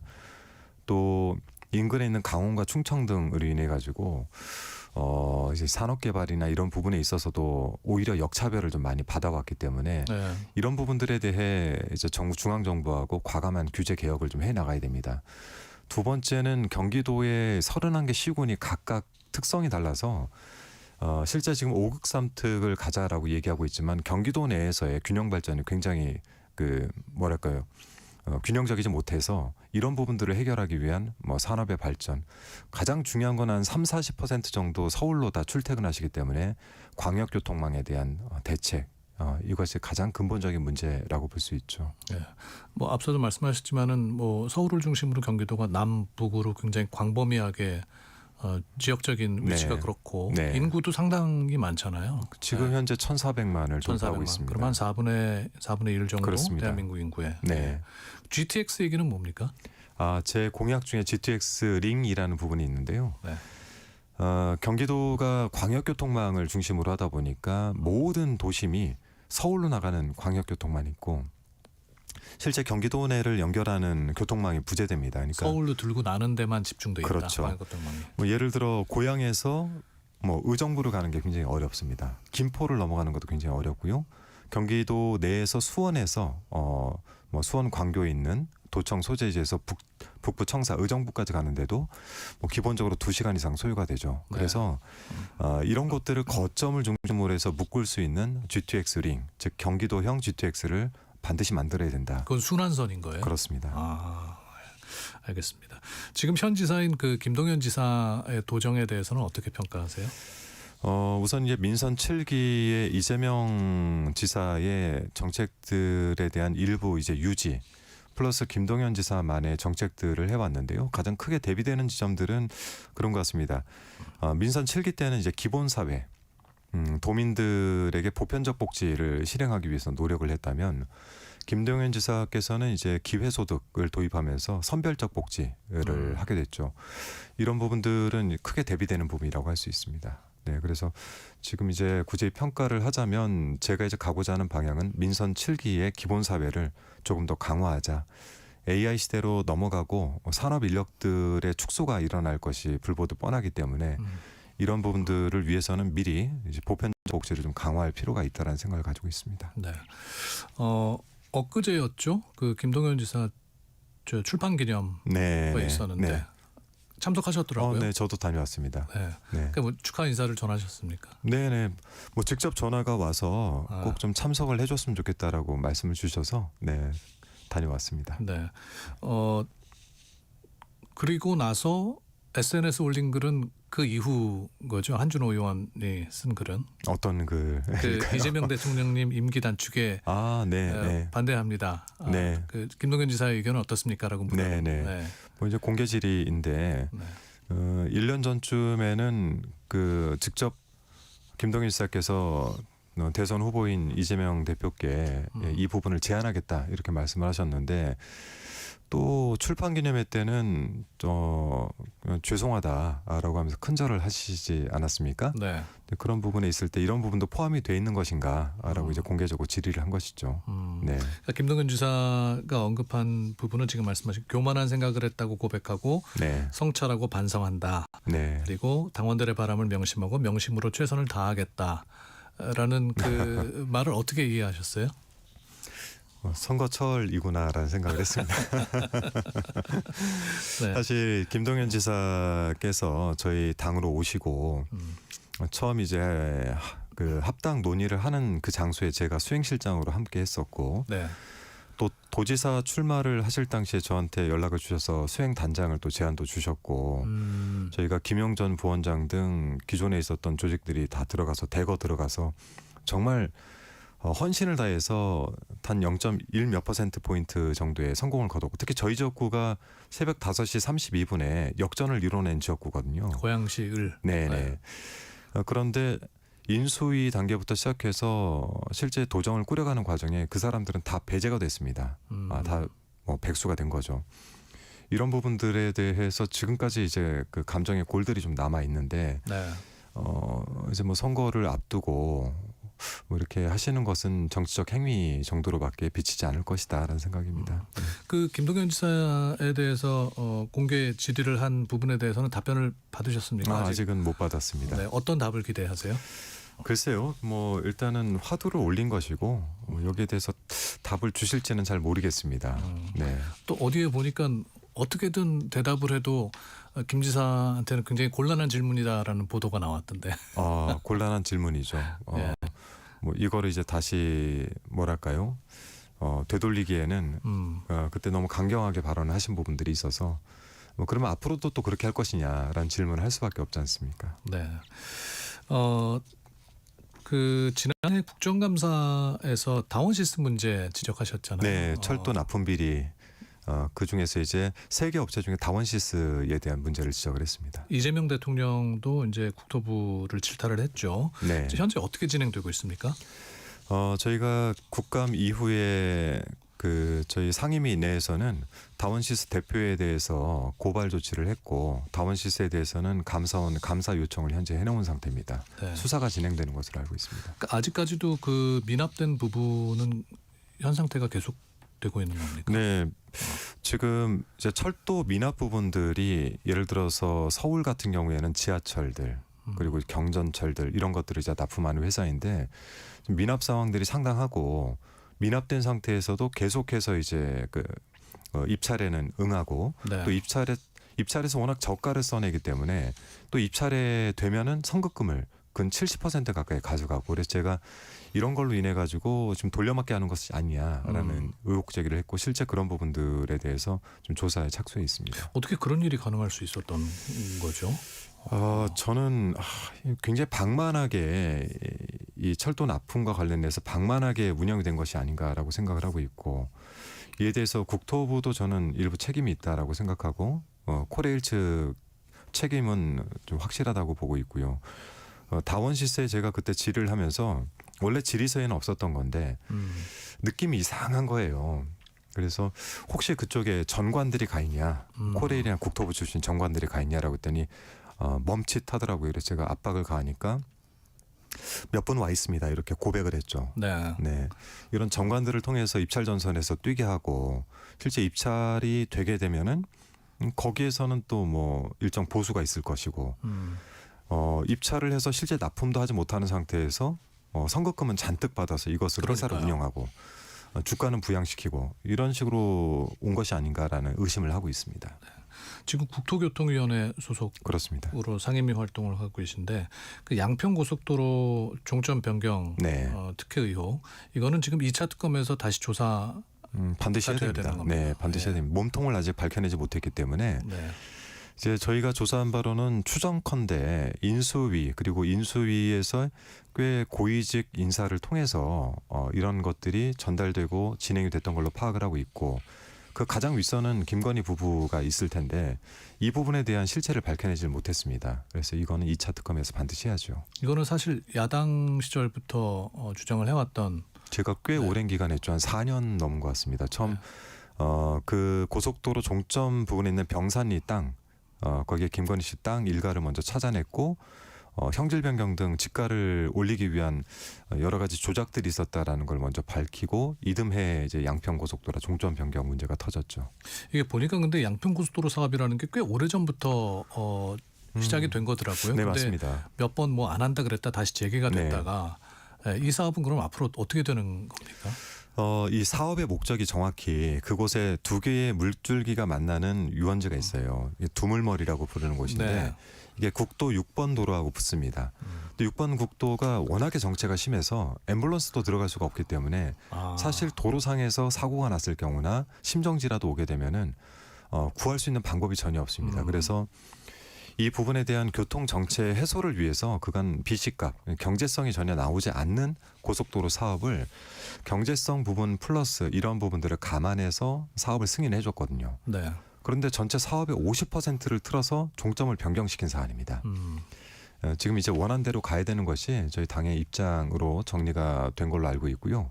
원안대로 추진을 해서 빨리 그 두물머리 정체 6번 고속도로의 정체를 해소를 해야 된다고 보고 있습니다. 그러니까 원안대로라면 이제 특혜 의혹이 있었던 그 종점 변경된 구간이 양서면 아니라 쪽으로 가는 거죠. 원래 계획이 돼 있던 구간으로 만들어져야 된다. 네. 엊그제 또 그 김남준 전 청와대 대변인의 출판 기념회도 있었어요. 네, 이제 그렇습니다. 인천 계양을의 출마를 선언을 했는데 네. 지금 또 그 송영길 전 대표도 인천 네. 계양을에 나선다 그래서 네, 어떻게 될 네. 것 같습니까? 송영길 대표께서는 제가 오전에도 같이 있었거든요. 아, 그래요? 네, 오전에도 네. 같이 있었고 저녁에도 잠깐 뵙기로 했는데 송영길 대표께서는 실제 그 지금 뭐 다른 언론에서는 당에 맡기겠다, 위임하겠다라는 발언을 하신 걸로 알고 있습니다. 우선 오랜 기간 동안 당을 좀 떠나 계셨고 윤석열 검찰로부터 굉장히 큰 압박 피해를 입은 피해자이기 때문에 일단 거기에 대한 그 당시의 그 당의 복귀 그리고 정치로의 복귀를 이제 목표로 하고 계시는데 방법은 아마 당과 상의를 하면서 가지 않을까 싶습니다. 그러면은 뭐 오늘 오전에도 계셨고 저녁에도 만날 예정이라고 하니까 혹시 한준호 의원이 메신저 역할을 중재 역할을 하고 있는 겁니까? 저도 뭐 이제 출마자 입장에서 중재 역할은 못하지만 네. 어쨌든 오랜 기간 뭐 같이 소통하고 그리고 힘들었을 때도 이제 가끔 뵈면서 좀 뭐 식사도 같이 했던 사이라 앞으로 이제 가는 진로에 있어서 혼자 독단적으로 결정하시기보다 당과 또 주변과 상의하면서 가시지 않을까 싶습니다. 그 김남준 전 청와대 대변인 출판 기념회 끝나고 나서 박찬대 의원하고 같이 이렇게 모이셨더라고요. 네네 식사를 같이 했습니다. 그걸 두고 또 뭐 특별한 의미를 부여하는 보도도 많이 나왔던데 네. 어떤 성격의 만남이었습니까? 원래 저희가 그 대통령님께서 계양을에 출마를 처음 하셨을 때 보궐선거에 출마하셨을 때 연락이 와서 제게 이제 다시 수행실장을 좀 해달라. 그리고 박찬대 선배께는 전체 총괄인 비서실장을 해달라. 그리고 김남준 대변인께는 이제 공보실장을 해달라 해서 저희가 당시 3실장입니다. 뭐 워낙 친했는데 김남준 대변인이 청와대에 있다 보니까 만날 기회가 많이 없어서 마침 같은 날 두 분이 출판 기념회가 있어서 김남준 대변인 출판 기념회 끝나고 인근에서 식사라도 같이 하시죠라고 해서 식사 모임이 갑작스럽게 만들어졌고 그날 뭐 모여서 이제 본인들의 현 상황들 그리고 이제 뭐 앞으로 지방선거를 어떻게 치러야 될 것인가 뭐 이런 것들을 같이 이야기했던 것 같습니다. 박찬대 의원은 오늘 그 단수 공천이 결정이 됐더라고요. 네. 근데 보니까 마침 박찬대, 한준호, 김남준 이 세 분이 대통령과 아주 가까이 네네. 지내던 지내는 그렇죠. 분들이어서 네. 또 이목이 집중된 것 같습니다. 그래서 뭐 네. 친명 모임이 아니었나. 근데 저희는 항상 그렇게 얘기합니다. 저희가 굳이 앞에 뭐 친명이나 찐명을 붙여야 되는 사람들인가. 네. 저희는 정치 공동체라고 생각을 하고 지금까지 열심히 해왔기 때문에 뭐 그렇게 이제 바라봐 주시는 시각은 뭐 대통령님을 가장 잘 이해할 수 있는 사람들이다라고 해석하는 걸로 생각하고 있습니다. 친명이 좀 약했던 겁니까? 친명이라고 해야 되는 겁니까? 그렇진 않고요. 네. 이제 그 이재명 대통령 팬카페 얘기를 안 할 수가 없는데요. 제명인의 마을에서 요즘 그 제명되고 있는 분들이 한두 사람씩 네. 나오고 있는 거예요. 네. 정청래 의원 그리고 정청래 대표, 이성윤 최고위원, 최근에 최민희 의원이 또 강퇴라 그러죠. 네네. 탈퇴 당했어요. 네. 뭐 글쎄요. 일단 뭐 동료 의원 이야기라 이렇게 뭐 공개적인 데서 이야기하기가 좀 적절치는 않고 다만 어쨌든 거기도 당원들의 모임이기 때문에 당원들의 시각에서 지금 뭐랄까요 좀 적절치 않았다라고 판단들을 하신 것 같고 이 네. 부분에 대해서는 뭐 당사자들께서 잘 설명을 좀 하시는 게 좋지 않을까 싶습니다. 요즘 좀 핫하게 떠오르고 있는 뉴 이재명에 대해서는 어떻게 생각하십니까? 글쎄요, 그건 이제 하나의 현상이라고 보고 있습니다. 저희가 제게 이제 4년 좀 넘었죠. 처음으로 20대 대선 본선 후보가 되고 나서 저희 지역구에 오셔서 제게 이재명 당시 대선 후보께서 실용주의를 같이 하자, 수행실장을 해달라 이렇게 말씀을 주셨고 제가 지도부에 있던 당시 23년으로 기억을 하는데 저희가 논의 끝에 실용주의를 선택하고 중도 우측으로 나아가기로 결정을 해서 저희가 선포를 하지 않았습니까? 뉴 이재명 현상이라는 거는 결국 대통령의 60% 넘는 지지율에서 보듯 중도 우파 또는 우측에 계시던 합리적 보수들이 함께하고 있다라는 현상으로 저는 읽혀집니다. 이것을 뭐 다른 어떤 당내 코어 그룹이 바뀌는 것처럼 해석을 하는 것은 조금 너무 나간 것이 아닌가 싶은 생각이 드네요. 근데 민주당 전통 지지층하고 지금 그 뉴 이재명으로 불리는 세력하고 뭔가 좀 불편한 관계가 있는 겁니까? 저는 이거를 자꾸 정치적으로 코어 그룹의 교체로 해석을 하다 보면 그런 이제 분쟁의 소지가 있지만 분란의 소지가 있지만 전반적인 당의 확장성 면에서 바라본다면 굉장히 바람직한 현상일 수도 있습니다. 그래서 이거를 코어 그룹의 교체라기보다 뉴 이재명 현상 자체를 중도 우측으로 나아가는 하나의 과정이다 이렇게 바라보는 게 좋지 않을까 싶네요. 네. 뭐 실용주의 얘기하셨고 중도 우측으로 나가는 지금 국민주권 정부의 방향에 대해서 얘기를 해주셨는데 그러면은 이번에 선정된 그 주요 인사들 가운데 한 명 이병태 규제합리위원회 부위원장도 그런 측면에서 이해를 할 수 있는 겁니까? 네. 그러니까 결국 이제 뭐 미국도 이제 1890년대 이후에 실용주의를 채택하고 외교나 뭐 국내 문제를 풀 때 가장 중요한 것을 국민의 이익으로 바라보지 않습니까? 그러니까 국민들에게 가장 그 혜택을 줄 수 있는 방법 중에 인사 문제에 있어서도 이제 실용주의를 채택을 하고 이거를 뭐 좌우 가리지 않고 가장 일을 잘할 수 있는 분을 뽑아 쓰는 것 같습니다. 그 이병태 부위원장도 이제 과거에 본인이 말한 내용에 대해서는 사과를 했더라고요. 네네. 어떻게 보십니까? 뭐 우선 이제 판단은 국민들의 몫이기 때문에요. 다만 이 부분에 있어서도 내부 검증과 또 많은 대화를 통해서 그런 선정을 하지 않았을까 싶습니다. 네.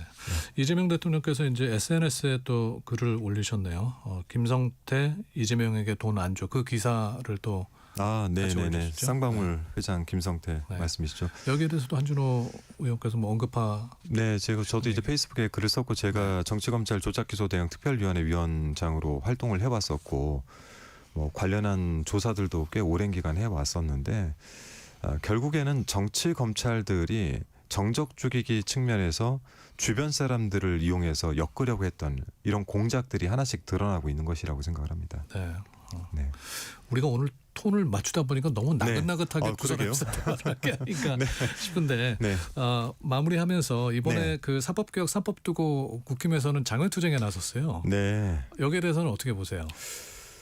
지금 국민의힘 자체가 당 내부적으로 정돈도 안 되고 당내 분란도 크고 윤석열을 끊어내지 못한 상태에서 지금 당이 그 갈팡질팡하고 있어서 이거를 외부 싸움으로 자꾸 버리려고 하는 것 같습니다. 근데 저희는 그냥 꿋꿋하게 산적된 민생들 현안들을 해결하고 대통령의 지금 진행 방향에 따라서 잘 서포트하는 방향으로 가려고 합니다. 네.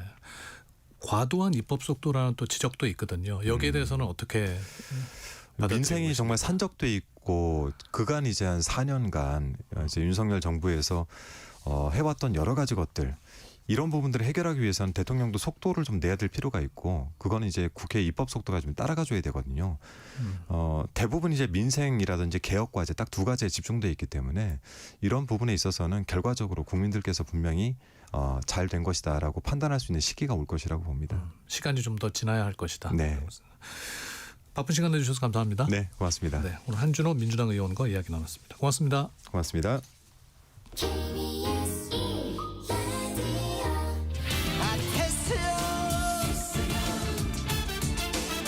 철학이 있는 수요일 철수야. 네, 몸이 아프면 병원에 가지만 마음이 아픈 신호는 바쁘다는 핑계로 외면한 건 합니다. 여러분의 마음은 오늘 어떤 모양인가요? 사소해 보이지만 가장 소중한 마음 건강, 그 깊은 내면의 목소리에 귀를 기울여 보는 시간입니다. 철학이 있는 수요일 철수야. 오늘은 나혜란 정신건강의학과 전문의와 함께하겠습니다. 어서 오십시오. 네, 안녕하세요. 네, 오늘 우리가 이제 첫 번째 나눠볼 주제는 어떤 건가요? 예, 제가 나이가 좀 들다 보니까 다 그런 생각을 해보시겠지만 나이가 들면 저는 자연스럽게 마음이 좀 성숙해지는 줄 알았거든요. 네. 근데 이게 몸은 늙는 건 확실히 눈으로 확인이 되는데 네. 이 마음이 그만큼 성숙해졌는지는 모르겠더라고요. 예, 그래서 지금 선생님의 자기 고백을 하시는 건가요? 네, 제 자기 고백이기도 합니다. 네. 아니요, 선생님 전혀 나이가 들었다는 생각이 안 드는데요. 네. 뭐 들었다면 들었고 안 들었다면 안 들었을 중년층이 되었는데요. 네. 네, 여튼 그렇게 나이가 들면서 마음이 좀 변하는 것에 대해서 이야기를 나눠볼까 하는데 네. 왜냐하면 우리가 나이가 들면 좀 당연히 철이 들고 이 몸이 늙은 것만큼 되게 많이 잘 참고 인내심도 막 길러줘야 될 것 같잖아요. 저만 봐서도 안 그런 것 네, 같아요. 근데 속으로는 아닌 걸 아는데 이제 네. 남들한테는 좀 그렇게 비춰줘야 맞아요. 되니까 참 그런 부분에 대해서 좀 고민을 많이 하시게 되는 것 같아요.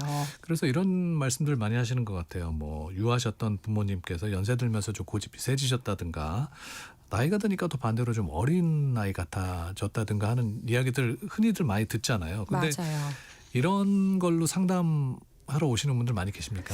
네, 본인이 막 고집이 세졌다 이런 표현을 하시는 분들은 많지는 않은데 이제 보통 주위에서 이렇게 많이 모시고 오시기는 해요. 그리고 저도 이제 노인 환자분들을 많이 봐서 생각을 해봤던 건데 이게 이제 정의상으로 노년기가 요즘 이제 굉장히 젊어졌긴 했지만 정의상으로 만 75세 이상으로 정의를 한다면요. 그 75세 이상 80이 되시면 우리가 어린 아이들한테 봤던 굉장히 해맑은 미소 있잖아요. 네. 그 계산도 없고 정말 그 순간에 막 까르르르 하는 그런 미소를 저도 보기는 하는데요. 그 미소를 볼 때 이렇게 좋기도 하지만 우리가 나이가 들면 마음이 다시 어린아이로 돌아가는구나 이렇게 생각을 좀 하게 되었거든요. 근데 실제로 이게 뇌과학적으로 봐도 이 뇌가 나이가 들면서 이 노화가 되기도 하지만 노화가 된다는 건 반대로 단순해지면서 어린아이처럼 좀 퇴행이 된다는 이야기이기도 한데요. 그러다 보니까 우리가 어린애들이 떼쓰는 거는 사실 좀 참아줄 수가 있잖아요. 네. 그러니까 뭐 6살짜리, 7살짜리가 뭐 장난감을 사달라고 떼를 쓰면 아니 뭐 그럴 수도 있지라고 하는데 80된 어르신이 뭔가를 떼를 쓰면 나이도 지긋이 드셨는데 왜 저렇게 고집을 부리실까라고 하는데 사실 그 분도 30대, 40대, 50대에는 그러시지 않으셨을 수도 있는데 우리가 나이가 들면서 참을성을 담당하는 뇌의 능력도 좀 퇴화하면서 고집이 세지거나 실제로 성격과 많이 연관이 되어 있다고 알려진 이 뇌의 전두엽이라는 부분이 있거든요. 네. 그 부분이 퇴행하면 정말로 성질이 시쳇말로 고약해졌다라고 표현할 정도로 많이 바뀌시는 분들도 꽤나 있습니다. 네. 황정현님의 문자가 너무 재밌어서 하나 소개를 해드려야 될 것 같아요. 아유 트럼프를 보세요. 절대로 나이 든다고 성숙해지지. 트럼프의 어떻게 보십니까? 트럼프라는 사람에 대해서는. 아, 트럼프 씨는 뭐 제가 개인적으로 만나 뵙지는 못해서 자세히 이야기하긴 힘들지만 뭐 나이가 들어서 퇴행이 되었다 뭐 그 부분만 아니라 본인의 개인적인 성격이나 인성이 꽤 작용을 하는 것 같아요. 예. 근데 아까 제가 전두엽 이야기를 드렸지만 네. 전두엽의 기능이 약간 이 사이드 브레이크 같은 거거든요. 그래서 이제 가라고 할 때는 집중해서 잘 가게 도와주기도 하지만 네. 멈추라고 할 때는 옆에서 멈추는 브레이크를 걸어줘야 되는데 사실 그런 것들이 전두엽 기능이 좀 망가지거나 퇴화되면 잘 안 되기도 해요. 네. 그래서 모르겠어요. 이게 국제 정세에 되게 중요한 말이기 때문에 그렇죠? 말을 아끼도록 하겠습니다. 트럼프가 네. 저희 방송을 듣고 있다는 얘기겠습니다. 근데 정말 아까 말씀하셨지만 나이가 들면 다시 아이가 된다는 말이 한편으로는 좀 씁쓸하기도 해요. 네. 이게 좀 의학적인 부분하고도 관련이 있습니다. 그럼요. 아까 제가 이야기들이 뭐 전두엽의 기능 저하도 있긴 하지만 사실은 나이가 들면서 상당히 그 심리적인 부분도 좀 있고 또 이게 단순히 전두엽의 기능뿐 아니라 뇌 전반적인 퇴행과도 연관이 있을 것 같긴 해요. 그래서 흔히 나이가 들면 뭐 고집이 세진다는 게 이런 거죠. 새로운 정보를 받아들이고 남의 말을 듣고 이런 것들은 다 새로운 일인데요. 우리가 뇌는 익숙한 것에 좀 더 편리하거든요. 그래서 기존에 가지고 있던 정보라든지 자기가 누군가를 판단하는 기준이 좀 더 뇌에는 익숙합니다. 그리고 그런 것들은 잘 변하지 않거든요. 네. 근데 새로운 뭔가 정보를 가지고 그거를 판단하려면 쉽게 말하면 뇌에 새로운 길을 내줘야 되는데 나이가 들면 그 길을 내는 시간이 너무 어렵고 오래 걸려요. 그러니까 이제 기존에 그냥 자기가 가지고 있는 믿음이라든지 판단 양식대로 고지고대로 판단하게 되니까 아 그냥 나이가 들면 저렇게 정말 속된 말로 고집이 세지고 아 좀 완고해지는구나라고 받아들일 수 있게 되는 거죠. 게다가 이제 뭐 퇴직이라든지 뭐 배우자의 뭐 그 이제 배우자를 잃는 경험이라든지 그쵸.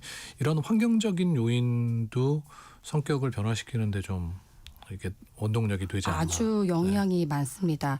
보통 우리가 요즘에는 나이가 들어서도 사회생활을 많이 하시긴 하지만 네. 우선 뭐 우리 윤인구 아나운서 잘 아시겠지만 우선 나이가 들면 몸이 아프고 잃는 것이 더 많습니다. 저는 네. 아직 그런 나이는 아니에요. 저만 해도 저는 이 몸이 뭐 어제 많이 아픈 건 아니지만 젊었을 때랑 마음은 좀 다르죠. 비슷한데 내가 달리기도 그만큼 빨리 뛰지 못하고요. 그리고 밤을 새고 뭔가를 열심히 하면 잘 할 수 있을 것 같은데 우선 밤을 셀 수가 없어요. 너무 아니 이렇게 힘들기도 가볍게 하고. 러닝을 하다가도 그쵸. 몸이 저절로 멈추더라고요. 그니까요. 더 이상 뛸 수 없는. 우리 몸이 우선 받쳐주질 않아서 자기 자신에 대해서 굉장히 좌절감이 들기가 쉽고요.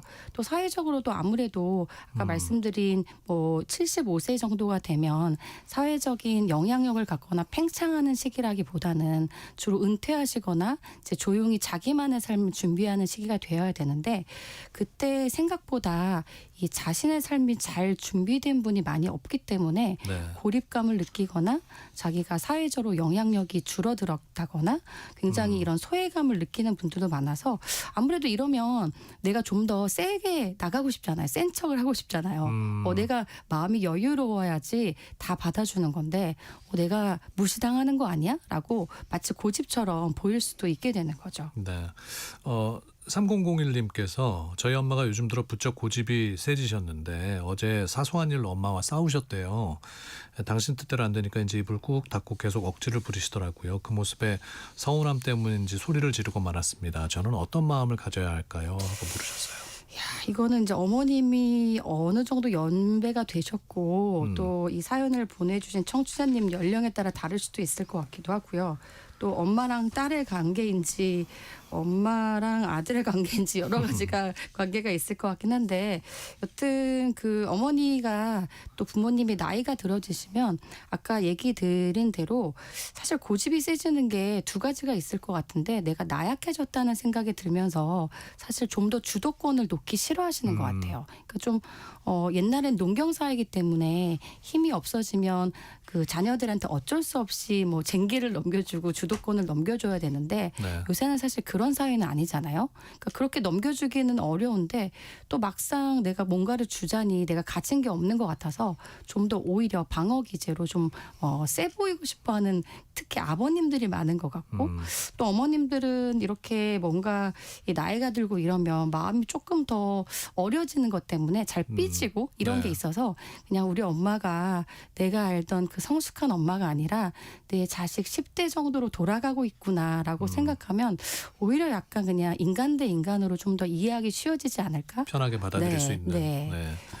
5582님께서 저희 아빠도 요즘 부쩍 예민해지셨어요. 나이 탓이라고 넘기기엔 너무 변화가 커서 걱정입니다. 혹시 몸이 안 좋으셔서 보내는 신호일 수도 있을까요? 하셨습니다. 연세가 한 만 70 이상 되면 사실 이런 부분을 꼭 생각을 해보셔야 되는데요.